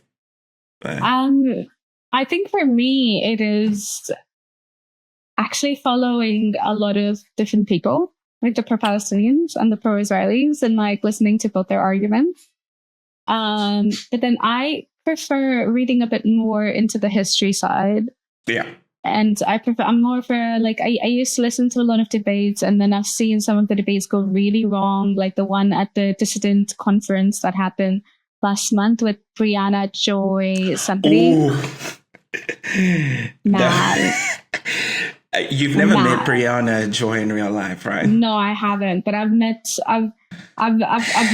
know the organizers of that event, and I had so anyway, I was like, that was rough. That did not go well in everybody's opinion.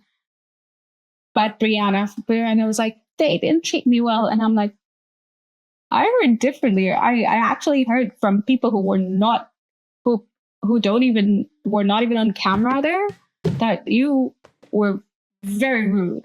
You were very much like, blah, blah, blah, blah. And I'm like, Brianna, you're not answering the question, blah, blah, blah. And I'm like, yeah. And she's actively, you can see people who are trying to at least figure out the truth or whatever, or sure, some people lean more than one side or the other, but you watch her in real time. When they ask her a question, you can see her not listening and trying to think of an answer to kind of back up her point. She's not answering the question though. From what I saw, she will have 10 points or 20 points, and she's not answering the question. She's bringing up a point. Yep. She's not answering the question. She's bringing up a point. That was rough, though. That was like, she's like, I'm not even going to name this person. And then 5 minutes later names that person. Like, I'm not even going to talk about this person. And then 5 minutes later, but like, this person did this. And then she's like, she's like, oh, she called people. There was a segment that said that, she called people in Michigan, Dearborn, like Muslims terrorists because it's a Muslim populated area. That's not what she said. Like, this is not what that woman said. The Israeli woman who talked about, her sister who was in captivity. Oh, you're talking about when Briara rolled her eyes. Yeah. And then she explained, she goes in an interview trying to explain herself and rolling her eyes. And she's like, oh, I didn't ask that question. And I'm like, are we still defending that? That was wild. We're still platforming her. And I'm like, you know what? I'm anti-cancel culture. But like, I was just like, this is embarrassing, Brianna. Like, I would go in a corner and I would think about my action. I'm sorry, I still have no idea how this unholy alliance was created between the people like Brianna, who are super left wing, with people like Nick Fuentes, like, super, I don't know if you know him. No, I've heard about him. But like then you're like, oh, you two have so much in common. Well, you're not agreeing with each other. I saw that tweet. There was a tweet. Oh, yeah. What was the tweet? I can't remember the tweet, but they were like, oh, wow, you guys have a lot in common coming from and we were like, what is happening? I think there's actually a term for it, the unholy alliance between the left and the right, the far left and the far right. Yeah, I'm not quite sure. And lastly, I just have to ask, have you met the apostate prophet? I have not met him. No, we do not.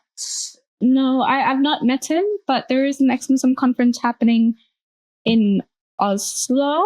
Oh, yes, end of August, which you should come to because there's lots of people who are going to be August, there. I'd love to come. Oh, whoops! What the hell? Yeah. But yeah, no, there is a conference happening in August, which I think should be nice. But I don't think Apostate Prophet is invited to that. It's a different crowd of ex-Muslims. How, like I said, how diverse we are.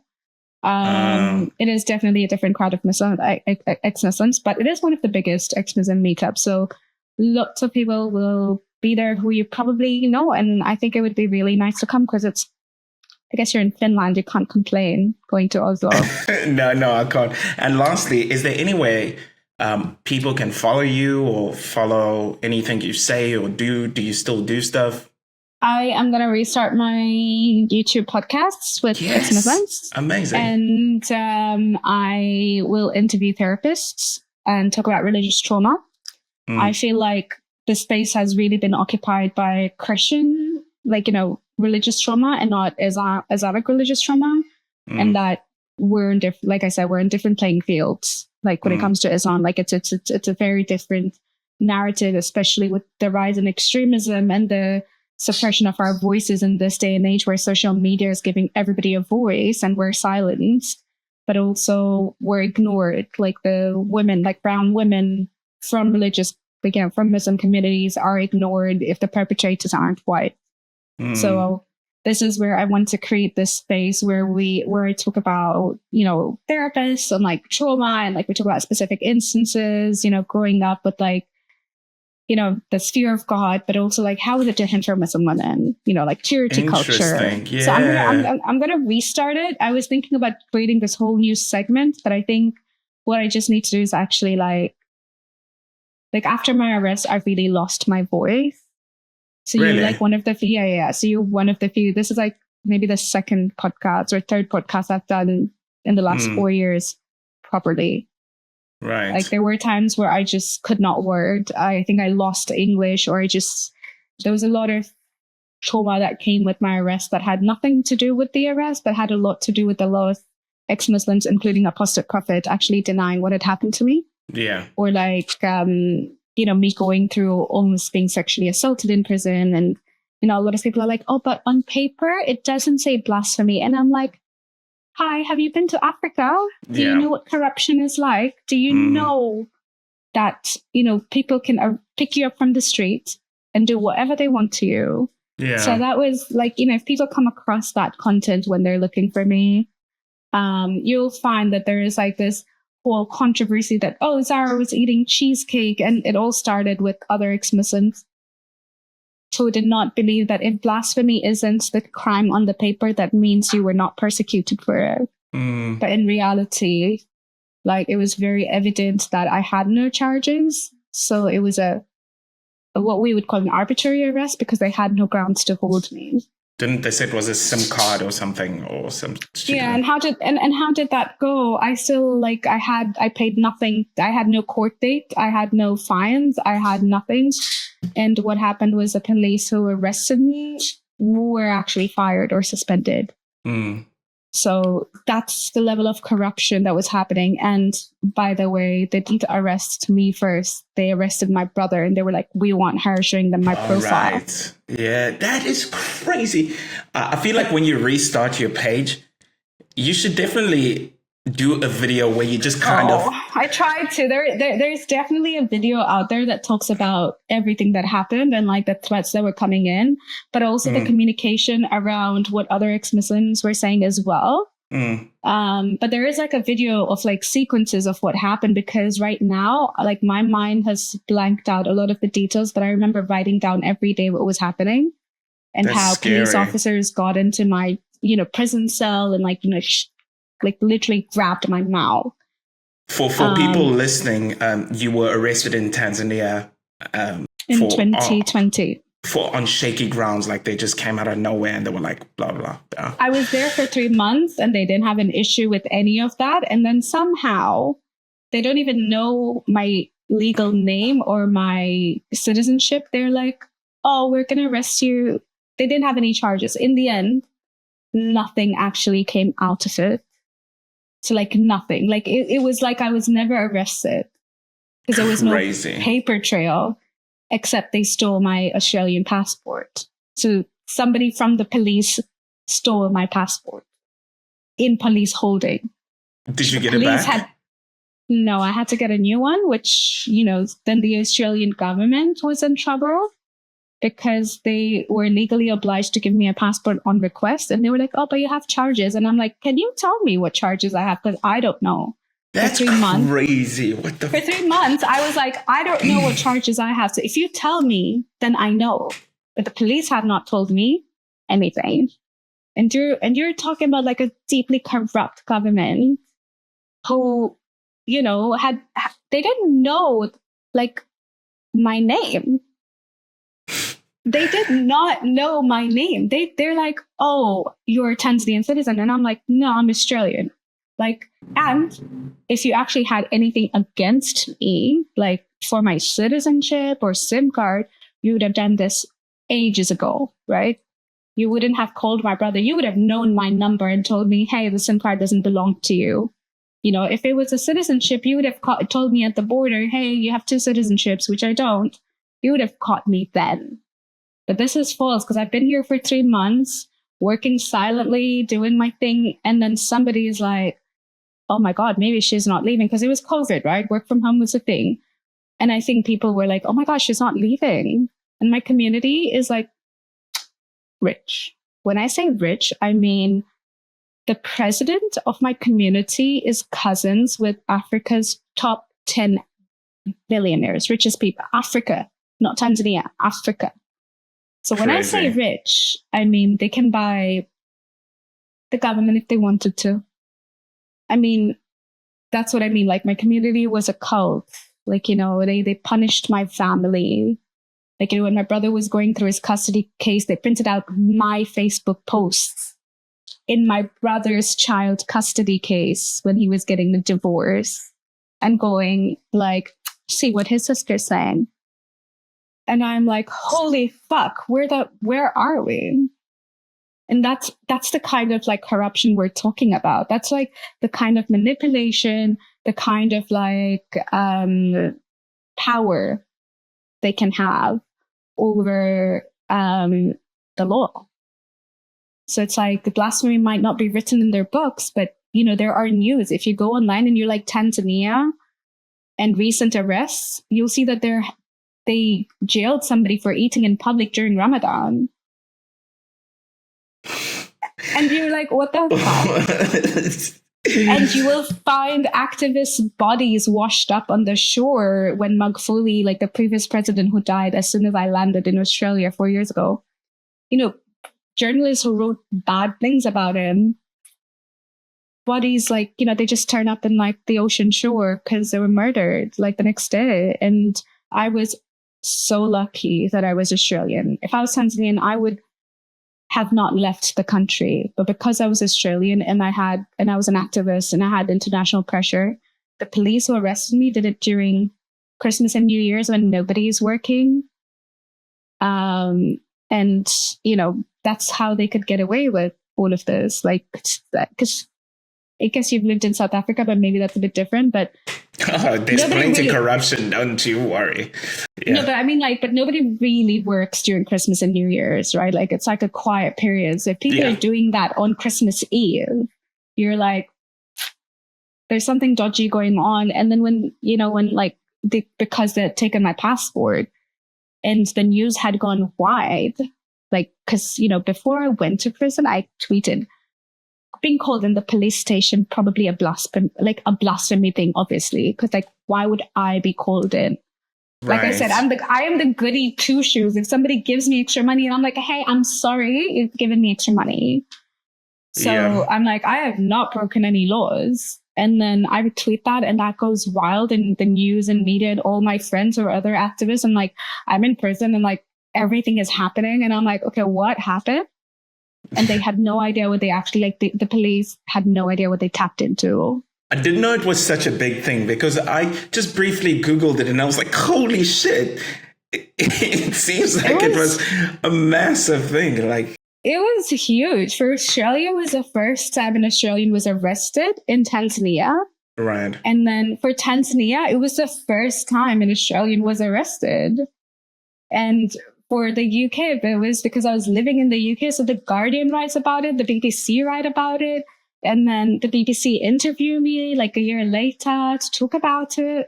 And I'm just like, what had happened? Like, I'm the one who saves people from these situations. Because I've worked with like Lebanese, like not worked with, but I've like worked with getting people out of like Lebanon, Saudi Arabia. Right. Like, I've been that person who gets people out. How did this happen to me?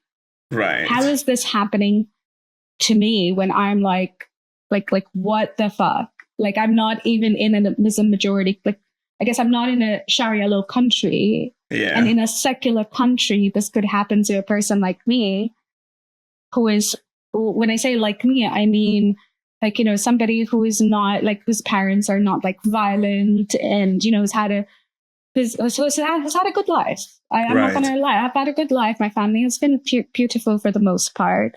So this happening to me in Tanzania, of all places, was just like, hang on, it's Tanzania. Like, it's not a religious country.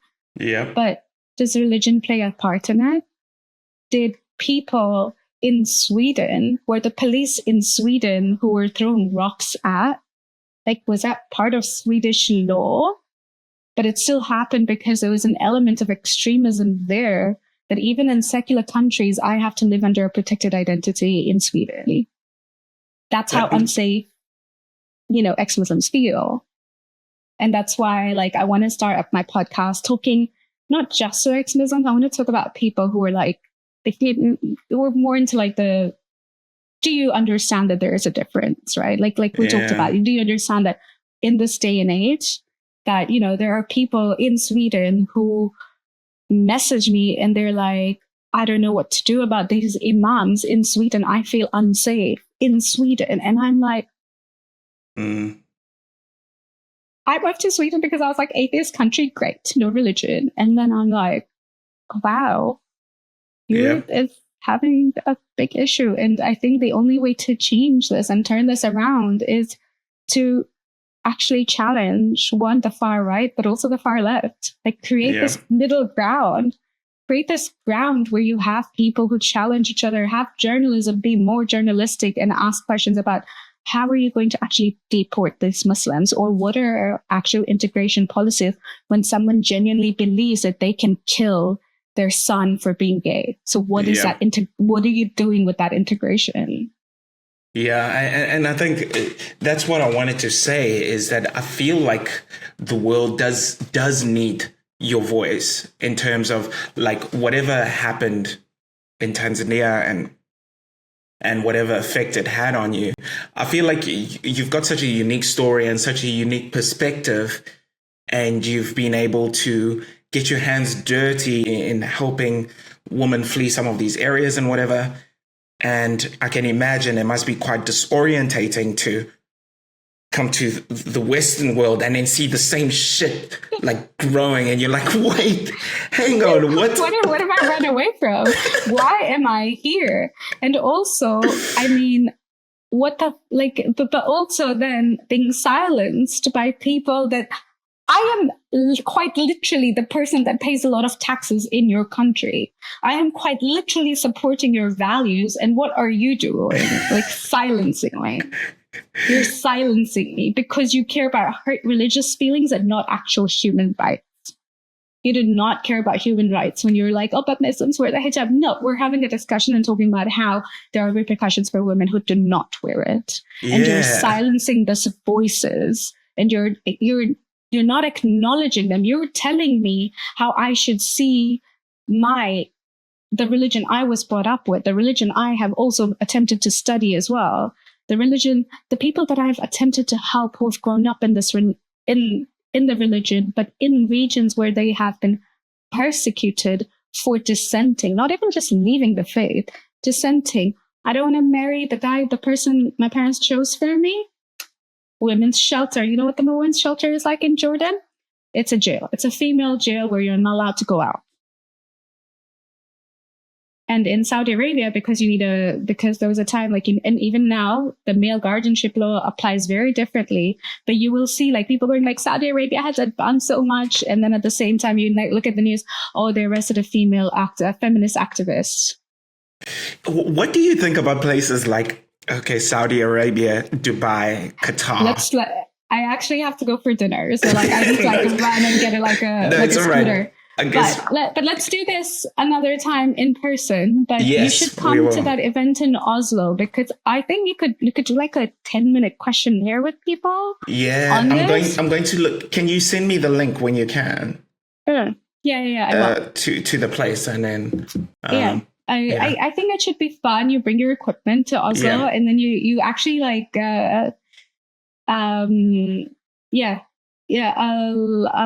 tell you. Yeah.